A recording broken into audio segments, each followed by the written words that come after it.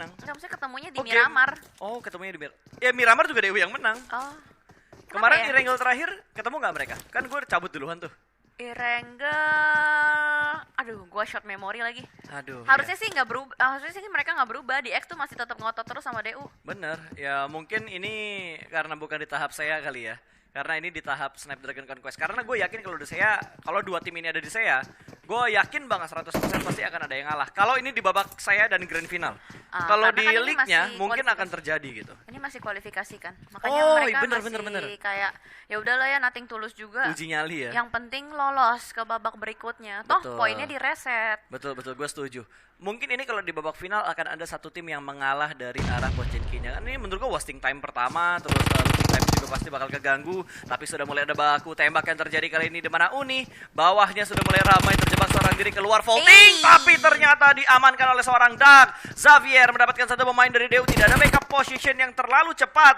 Uni pun dipulangkan menuju ke arah lobby. Steve Boy ada di bagian belakang, Crazen ada di seberang. Dan ini sangat sulit untuk menyelamatkan posisi dari seorang Uni. Ya pastinya, dan harus direlakan begitu saja. Namun kali ini posisinya berbalik ya. Biasanya setup dari The Xavier ini adalah setup dari Dewa United. Namun kali ini malah di XI yang lebih stacking dan bergerak seperti sebuah unit. Benar-benar nggak mau terpisahkan. Ada sebuah granat masuk tapi sama sekali tidak memberikan efek apapun kepada tim The Xavier.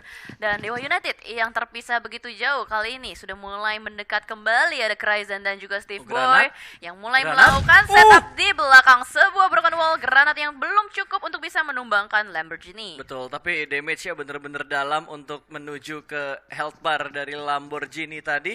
Cukup deras darah. Kali ini dari seorang Rebis bakal membackup Crazen yang sudah diberikan informasi berada di bagian luar dari broken wall, langsung dikontrol oleh seorang Rabis. Satu pemain dari DU kembali terknockout, bahkan langsung dikonfirm menjadi sebuah kill. Dua pemain dari DU tersisa, kali ini Steve Boy masih bermain di bagian dalam dari broken wall-nya, sudah mengetahui posisi dari Lamborghini dan ada granat yang dilempar, space damage masuk, ada sandwich position dan harusnya Steve Boy akan diamankan oleh The Xavier. Hanya menyisakan last man standing untuk tim DU. Tinggal Okiozora harusnya. Oh my god, ini adalah balas dendam ya. Sweet revenge dari The Xavier nampaknya untuk Dewa United, dan harusnya Okiozora bakal cabut sih untuk menyelamatkan posisinya. Bukan Okiozora, tapi ternyata Hands Public yang mungkin menjadi last man-nya untuk saat ini. Tapi The Xavier dari tadi dia masih nyisir sih. Dia kayak benar-benar berusaha buat nyari last man-nya di mana. Disisirin sambil nyicil looting-lootingan ya. Betul sekali, dan ini kemenangan yang besar diamankan oleh Xavier. Tidak ada korban jiwa di tim mereka. Dan kalau kita perhatikan di arah lain ternyata GD sedang berperang dengan One More. Nah, lagi-lagi di bagian Itu dekat dekat dengan Very Very Pierre, benar banget. Karena kan tadi kalau nggak salah ya, flag PT itu nggak bisa ke arah Primorsk. Harusnya mereka bakal rebutan di arah Very Pierre. Dimana di Very Pierre biasanya One More akan fight ke arah EVOS. Nah, biasanya seperti itu. Karena kan Genesis Dogma juga kalau kita bisa bahas drop zone-nya itu kan drop zone warisan EVOS ya. Seperti di area-area Very Pierre dan juga Primos. Lalu juga kalau misalkan ngebahas di Sunhawk, mereka ngambil di Paradise Resort. Dan kali ini One More yang sudah kehilangan satu playernya mungkin bakal berpindah kembali mencari tempat yang lebih aman lagi. Hanya satu mobil aja. Mereka masih punya PR untuk mencari mobil-mobil lebih lagi sih. Sementara circle-nya, nih pas, circle-nya nih ke lu nih kayaknya dah. Quarry masuk kan, circle Masuk. pertamanya. Ini nggak menutup kemungkinan untuk circle terakhirnya nanti bakal ke Quarry juga. Kalau ke Quarry seru sih, karena setup di Quarry itu kan yang kayak ada benteng-benteng, terus ada apa sih yang kayak pasir-pasirnya gitu, yang kayak kantung pasir, dan ternyata One More nyamperin GD begitu saja, tembakan ke arah dua player dari One More menyisakan Baki the last man standing. Gue nggak ngerti kenapa Baki kayak aneh banget pergerakannya. Terus Nggak apa-apa lah, seenggaknya mereka bagus sih. Tapi aneh banget kayak dia ngambil satu mobil, dia udah tahu kan GD di sini. Oh, dia mau balas dendam kali ya. mungkin nggak terima tadi ada satu pemain yang langsung tabrak ke arah compound yang sudah dikuasai oleh GD. Berarti GD nggak ngambil ke arah Primorsk ya? Gue bingung deh. Soalnya kan fight-nya cepet banget kayak langsung blep, blep, blep. Udah gitu doang. Udah. Ya gimana ya? Instant fight ya? Udah gitu doang. Udah. Nggak ada yang gimana gitu. Udah. Anti klimaks. Makanya nggak bakal nabrak terus dia set up dulu apa kayak gitu kan. Ya udah. Ini benar-benar kayak short story, cerpen ya, cerpen banget. Alright, dan lumayan lah GD dapetin 4 poin. Lumayan. Bagus. Lumayan, dapat 4 poin di awal tuh bener-bener lumayan banget. Apalagi untuk memastikan posisinya GD semakin nyaman dan semakin untuk mereka lolos ke babak berikutnya. Karena babak berikutnya langsung semifinal lah ibaratnya. Ya, Round 3 itu round semifinal, ketiga. karena dari 20 tim akan terkikis 4 dan 16 tim akan lolos ke babak final yang akan dimainkan di tanggal berapa itu ya? 6-7 kalau nggak salah. 6-7 Oktober. Ya, ada sedikit jeda lah ya, walaupun masih tetap pendek jangka. Sementara bergeser lagi Bonafide. Mereka udah keluar dari Rozok kali ini. Ucup yang diutus untuk menjadi scouter lagi mencari checkpoint. Dan Tuyul ya, berarti yang nggak main Hans for You. Ya, dan biasa BFD ini mengambil di perbukitan daerah-daerah deket-deket Pochinki lah. Mereka bakal ambil Yang dekat school gak sih? dekat school jadi checkpoint juga. Dan wow, Keshi tertangkap ternyata satu pemain dari Onyx. Belum dikonfirm jadi sebuah kill, harusnya ada momen untuk menyelamatkan Keshi. Ya, dan ternyata Noob yang memantau pergerakan dari Onyx sejauh ini lagi berusaha untuk menyelamatkan kawan-kawannya, dan momennya harusnya ada untuk karena mereka semua stacking di bagian satu rumah, nggak terlalu berjauhan. Dan Bonafide ini iseng banget nih. Ini adalah tindakan iseng yang sering terjadi di klasik dan kota-kota besar. Tapi bagus untuk dilakukan. Seenggaknya kalau ada tim lain yang lagi butuh vehicle, entah bensinnya habis atau emang bener-bener lagi nyari tambahan vehicle, itu bisa jadi strategi supaya musuhnya tuh nggak bisa untuk ngedapetin vehicle-vehicle yang mereka inginkan. Menyulitkan musuh ya. Ya, memang seperti itu sering terjadi di kota-kota besar. Dan ada juga bahkan di misi Royal Pass-nya kan ya dulu. Kayak lo harus ngancurin Oh ada ya dulu, ngancurin ban mobil. ban mobil. Ya, betul. Berapa. Jadi tiap kali lewat ngeliatin ada kendaraan gua hancurin. Yang dicari ban mobil. Objektif play-nya kalau buat ngelarin misi di RP tuh ya bergantung dari apa yang harus dikejar untuk menambah level RP-nya. Tapi sekarang kan RP enak, nggak nyampe 100. Udah nggak terlalu susah lah ya, nggak terlalu banyak misi-misinya. Dan kalau dulu yang lucu tuh yang misalkan harus nge-revive temen, udah Lu kenok rebutan. Lu kenok dah. Gue revive. Tapi akhirnya ya misi itu meningkatkan rasa solidaritas. Iya Walaupun sih. ada maksud di balik tujuan itu, Jadi terlihat peduli lah ya. cuma jadi agak ada rasa-rasa peduli lah. Sama kayak buaya-buaya lah, buaya jantan ataupun buaya betina yang di awal-awal sok manis, perhatian, tapi ujung-ujungnya nge-ghosting. Selalu ada maksud di balik tujuannya. Betul. Selalu ada maksud di balik chat, ya kan? Nah. Di balik kata apa namanya? Apa kabar, ada perhatian yang dimaksud. Ya, itulah yang terjadi di dunia-dunia Perbuayaan. per-PDKT-an dan perbuayaan Ih, pastinya. kayak temen kita loh. Siapa? Agus, Kenapa? sebut saja namanya Agus. Kalau dia jangan diomongin, dia udah aligator. Dia kalau lagi break nih ya, Ha-ha. ada aja dia sempetin Teleponan waktu sama buat telepon. orang. Nah, tapi nggak tahu siapa yang dia teleponin. Dan tiap ada telepon tuh beda-beda. Ah, itu dia. Jadi kalian jangan meremehkan Agus guys ya, karena Lord. the real udah buaya, kadal, komodo semua bergabung menjadi Agus. Lengkap pokoknya dia. Reptil ya. Reptil mania pokoknya Agus itu. Oke, back to the beat. Back to the game. Kali ini ada rotasi dari Onyx yang begitu barbar. Ternyata Keshi melewati 2 tim sekaligus. Mereka ngelewatin Morp, mereka ngelewatin V-Gaming, di mana Morp dan juga V-Gaming akhirnya menghentikan langkah rotasi mereka gara-gara ada movement yang dilakukan oleh Keshi dari Onyx. Ya, padahal Keshi seorang diri saja, dan itu benar-benar membuat kedua tim ini yang tadi lagi santuy-santuy rotasi, mau nggak mau mereka ngerem sedikit mencari informasi, karena bahayanya adalah kalau misalkan minim informasi bakal ditembakin dengan sangat mudah. Sekarang tuh sejak semi hardcore ya, mobil apapun yang lewat ditembakin aja pokoknya. Ya pokoknya tembak. Yang penting meledak gitu mobilnya. Yang penting meledak. Apalagi kalau udah yang nembakin lebih dari 1 orang dan yang nembakin prone shoot. Itu recoilnya stabil. Yang masuk juga harusnya pelurunya bakal lebih banyak dan armor mobil akan lebih cepat terkikis dan meledak. Betul, itu dia. Tujuannya sekarang udah bukan nyari kepala tapi ngancurin mobil. Betul. Dan sementara Alter Ego yang lagi rotasi juga kali ini dapetin sebuah rumah. Seru loh ya, dia ngirim 1 potato. Dan Spaov yang ngeker dari belakang berusaha untuk mencari informasi juga. Kosong. Oke, kosong, aman. Dan mereka sudah dapetin 1 checkpoint lagi. Tempo yang dimainkan untuk di match kali ini jauh lebih lama ketimbang kemarin-kemarin. Ya betul, mungkin karena ini hari terakhir lah ya. Dan banyak tim yang di bagian papan bawah tuh lagi tryhard banget untuk bermain stabil, mengejar poin ke bagian papan tengah supaya mereka tuh nggak kedegradasi. Betul. Hanya 4 tim soalnya kan. Kalau 8 kayak mikirnya banyak nih teman-teman gua. Tapi kalau 4, cuy, Dari 24 masa kita menjadi 4 yang terdegradasi kan kayak aduh jangan sampai. Gengsi. Betul, ada gengsi di balik sebuah kelulusan. Betul. Dan kalau kita lihat dari Bigetron kayaknya mereka mengubah kembali ya line up-nya ya. Kemarin Liquid yang nggak main, sekarang Liquid main dan Ryzen yang beristirahat. Lalu bergeser juga di Xavier yang lagi aduh enak banget ya, baru keluar dari Pochinki dapetin 3 poin. Cuman masalahnya dia nggak punya mobil. Ya, Satu Dacia berempat. doang.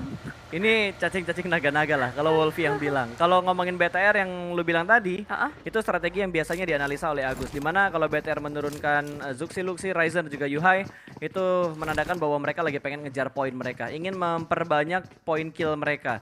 Tapi kalau mereka memainkan salah satunya antara Yuhai atau Ryzen, itu mereka akan bermain lebih objektif, tapi tetap nyari kill tapi lebih ke arah objektif untuk masuk ke setiap circle-nya gitu. Jadi setiap line up ada strategi yang berbeda ya, yang dibangun oleh setiap tim. Ya makanya itu kalau misalkan sekarang meta 5 player, meta 6 player tuh lagi banyak banget digunakan oleh beberapa tim.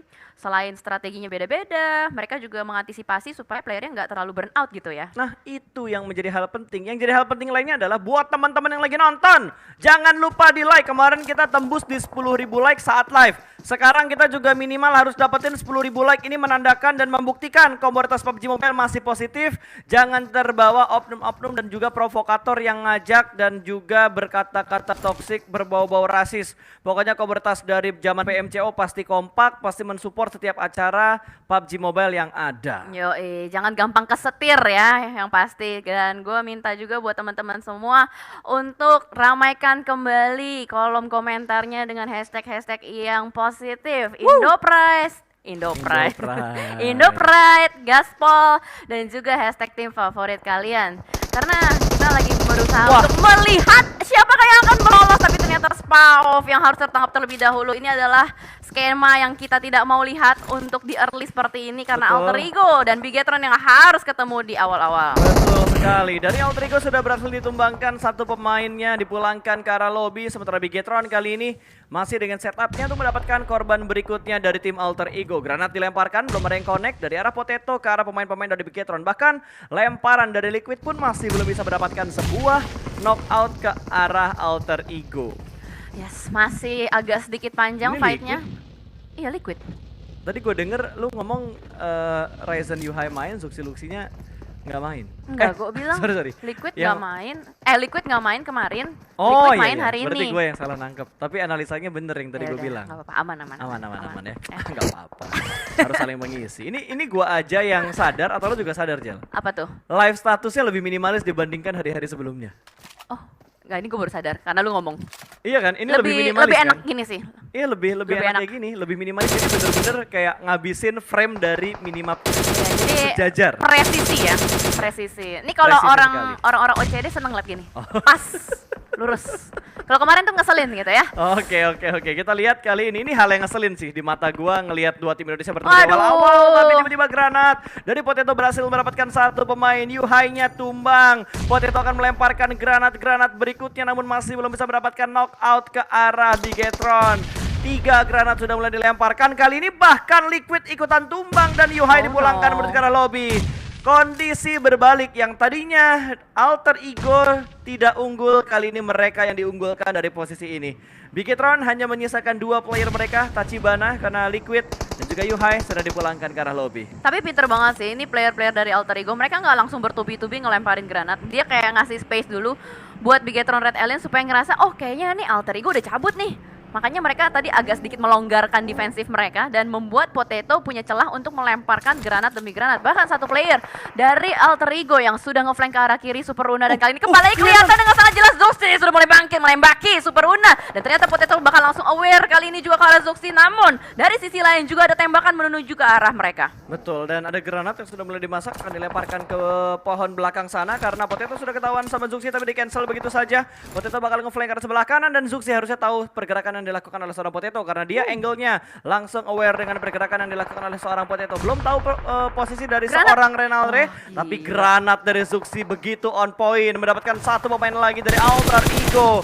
1 lawan 1 di tempat ini karena dari Bigetron mereka sedang melakukan split walaupun mereka sedang hanya tersisa 2 pemain. Gila nih setup dari Bigetron jauh banget loh. Luxi yang berada di bagian belakang berusaha untuk mengcover Zuxi yang menahan barisan paling depannya. Mereka berusaha membuat alter ego tidak bisa masuk ke dalam zona dengan sangat nyaman. Dan bahkan Renalre kali ini yang harus berjuang sendirian saja. Berarti ini Zuxi kayak one versus 3 gak sih? Harusnya iya, Backupnya 1 lawan 3, jauh banget gitu. 1 lawan 3 dan dia berhasil mendapatkan 2 dari pemain alter ego. Alright. Jadi berbalik lagi gitu kondisinya. Tadi BTR yang unggul, terus alter ego yang unggul, sekarang jadi BTR lagi yang unggul. Tapi kalau kita perhatikan dari area sekitar sini ada BAT yang mungkin akan menjadi third party antara alter ego versus Bigetron. Ya, sudah mulai mendekat juga dari tim BAT-nya, namun memang mereka nggak langsung menginisiasi untuk fight. Dan Renalre sudah mulai tarik mundur juga, lebih menjauh ke arah belakang karena dia tahu udah tersisa sendirian saja bakal sulit untuk mencari informasi. Tapi Luxi memantau keberadaan nggak dari bisa gerak Renalre juga. dan semuanya kelok satu sama lain. Betul, ini Luxi udah nggak bisa bergerak banyak. Dari belakang mereka ada Bodo Fight, kanan mereka tadi ada tim lain lagi. BAT Terus tadi. masih tertahan juga sama alter ego, di mana alter ego masih menyisakan 1 pemain mereka. Dan di arah perbukitan sekitar Pochinki kali ini bakal bertemu BX versus Xavier. Frankie berhasil diamankan tentunya karena agak sedikit terlalu jauh dari pemain-pemain Xavier yang lainnya. Bahkan tidak ada backup position dari pemain Xavier yang lainnya. Ya, angle shot menuju ke arah BX sama sekali tidak ada dan Frankie bakal langsung diamankan begitu saja. Informasi yang cukup baik pastinya masuk untuk tim The Xavier karena BX akan berusaha untuk menerabas masuk ke area ini. Namun di sisi lain di bagian Bukit Pochinki sudah ada yang menempati itu kayak dari tadi Bonafide ya, yang dari tadi Harusnya terus iya, harusnya menerus. Bodo Fight yang ada di bagian sana. Dan harusnya Bodo Fight bakal rebutan sama Xavier karena jarak mereka juga tidak terlalu jauh. Dan contender berikutnya yang bakal menghadapi Bodo Fight adalah BX atau Bisenold yang saat ini sudah berada di bagian bawah dari Bodo Fight. Ya, di bawah kaki gunungnya dan ternyata di Xavier yang persis bersebelahan dengan BX. Sementara Bonafide masih menguasai perbukitan Pochinki. Di sisi lain pun ada Eagle yang sudah tereliminasi karena tadi bertemu dengan GD. Wah, GD udah mulai panen poin. Lihat, 7 kill udah dikantongin dan satu demi satu playernya langsung hilang. Namun kali ini ada hal yang tidak baik juga karena BAT berhasil mendapatkan kepala dari Luxi. Ya, dan 1 pemain lagi dari BTR kembali diamankan tentunya. Butuh backup dari seorang Zuxi, tapi apakah Zuxi punya vehicle untuk menyelamatkan Luxi yang terjebak di arah open field? Vehicle-nya sih ada, tapi bener-bener niat buat nyelamatin atau enggak? Karena posisinya bener-bener greedy kalau misalkan Zuxi ingin menyelamatkan Luxi. Dan jauh banget itu posisinya. Oke, kayaknya bakal dibiarkan bleeding out untuk sementara waktu. Mungkin tungguin momen atau timing, tapi Waduh, Zuxi bannya. naik ban. Naik bagi yang boncos bannya maksud gue itu. Naik ban! Pasti lo ngebayangin Zuxi berada di atas ban. Gue ngebayangin dia naik ban, terus ngelinding. Gara-gara gue mau ngomong bagi, terus lo ngomong ban kan. Jadi ke bawahnya ban gitu. Oke, dan ternyata mereka nekat ya untuk langsung melakukan revive kali ini karena mau gimana lagi gitu, sisa berdua aja. Lebih baik nekat daripada harus merelakan dan bener aja terlalu greedy seperti yang dikatakan oleh Pastra karena sudah tidak ada jalan lain juga dan BAT benar-benar merespon pergerakan dari Zuxi untuk ke arah sana dan kali ini di pressure kembali dari Bigetron Red Aliens, nggak bisa bergerak secara bebas. Oke, masih di press loh through the smoke. Dari tadi dilakukan oleh Madara, ternyata kemampuan matanya masih belum bisa mendeteksi keberadaan dari 2 pemain Bigetron saat ini yang sedang melakukan revive. Dan Luxi sudah berhasil diselamatkan tentunya. Tidak ada keberanian dari BAT untuk langsung tabrak ke depan sana. Mereka benar-benar bergerak dengan tertib, tidak terbawa nafsu. 1 mobil bertiga, tabrakkah atau rotasi? Rotasi. Harusnya mereka rotasi karena zonanya juga udah mulai bergerak. Jadi kalau misalkan mereka nabrak itu bakal menjadi sebuah resiko besar. Tapi kali ini bad news kembali terjadi karena Skylights terkikis playernya, tertekan juga persis di tengah-tengah sana. Dan Luxi yang lagi berlari-lari juga tertangkap oleh BX. Sementara di sisi lain Onyx masih lengkap dengan 4 playernya. Nggak terlalu tergesa-gesa untuk menahan circle ini. Bahkan kali ini Raffi berada di atas bagi akan melemparkan granat yang pertama ke arah depan. Morph benar-benar nggak bisa masuk dengan bebas ditembakin. Dan 1 player berhasil dilululantakan. Betul, dan di sisi lain Bigetron dipulangkan ke bicara lobby. Sementara tadi 1 pemain Onyx lagi-lagi berhasil. Ada trade knock yang terjadi antar Morph dan juga Onyx. Tapi Nick sedang mengokang granat, kali ini bakal dilemparkan menuju ke arah Morph. Meletup, flash dia bisa masuk tapi masih belum bisa mendapatkan knock tambahan ke arah Morph team. Mike T pun masih bisa selamat. Wah. Ini angle yang benar-benar terbuka, tapi granat dari Onyx benar-benar menyakitkan Nick. Percobaan keduanya berhasil mendapatkan sebuah confirm kill ke arah Morp Team dan Morp dipulangkan menuju ke arah lobby. GG Onyx bermain dengan sangat baik, mempertahankan zona yang mereka miliki dan membuat Morp tidak bisa melewati sama sekali. Di sisi lain V Gaming masih lengkap dengan 4 playernya, mendapatkan sebuah rumah juga, dan Bonafide kali ini yang agak sedikit tertekan, tersisa 1 player aja, dan Boom pun demikian juga, hanya ada Voker dan Ponbit. Voker pun sudah tertangkap. Ponbit the last man standing ya, posisinya juga udah ketahuan oleh player-player di depan sana, dan ternyata Rabis Ucup bakal langsung menembak tempat dari Rabis. Rabis tuh YOLO banget, gila. Oh, ini kena sih harusnya. Wih, aduh masih belum connect ternyata, dan ada lemparan granat balasan hampir membuat Ucup terknockdown, tapi tentunya Ucup masih bisa menyelamatkan posisinya. Granat yang kedua sudah dilemparkan, tapi ternyata satu pemain dari Bonafide tumbang. Ada Tuyul yang butuh diselamatkan oleh Ucup. Ya betul, masih berjuang untuk bisa di revive, dan BAT pun tertangkap lagi dan lagi nih. Genesis Dogma lagi kejar setoran kayaknya ya. Udah mulai banyak sekali kill point yang dikantongin oleh Genesis Dogma. Gue udah nggak tahu, kayaknya udah double digit. Sementara waktu dari Rabis pun tersisa seorang diri, nggak punya healingan, cuman ada bandage gulung doang. Betul, ini proses healingnya tentunya akan lebih lama dibandingkan menggunakan Edkit dan juga Medkit. Madara sudah mengumpulkan 1 point kill untuk BAT, Quadro 1. Berarti salah satunya antara R2K atau Andi yang sudah dipulangkan ke arah lobby. Rabis di sebelah kanan tentunya belum ada informasi yang lebih jelas ke arah Quadro. Belum ada tembakan ataupun lemparan granat, tapi Booms Gila. dengan snipernya mendapatkan kepala dari pemain Bonafide. 11 kill, 12 kill, buset nambah terus. Gede ngamuk cuy. Gila Genesis Dogma kali ini Ngeraur bener-bener. banget ini dia hari ini. Iya, mengaum ya. Ngeraur. Ngeraur. Raur. Kalau Evos kan roar. Ya beda-beda ya. Kalau dinosaurus ngeraur. Lu mengingatkan gue atas keblunderan gue yang dulu. Nggak apa-apa, ini gue benerin Ya biar udah. lu nggak blunder lagi gitu kan. Oke. Oke, dari GD kayaknya masih terus-terusan untuk menambah pundi point kill mereka. Ini Indo Pride. Let's go live chat Indo Pride. Indo Pride ya. Ini udah gila banget loh. Permainan dari GD bener-bener spektakuler, fantastis, bombastis banget.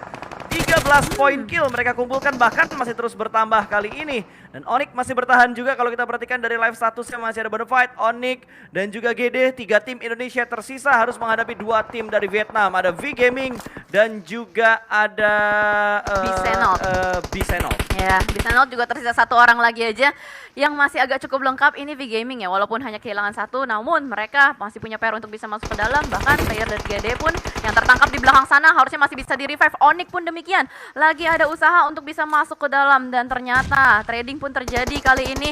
Di sana udah mulai banyak sekali peluru yang bertebaran, dan Satar membuka kembali skopnya, sedikit blind tap, predict tap ke arah depan, tapi ternyata Keshi Dapet satu, tertangkap oleh seorang Booms. Gila, Onyx sama sekali nggak dikasih lewat. 16 kill. 17 kill. Ayo kita berhitung. Gila. 17 tim untuk GD. Dan masih bisa bertambah terus, masih ada, dia bisa nambah sekitar 5 kill lagi lah. Kalau emang bener-bener sisa player yang ada saat ini semua dihajar oleh GD. Wah, ini GD settingan PMPLS 4. Ya.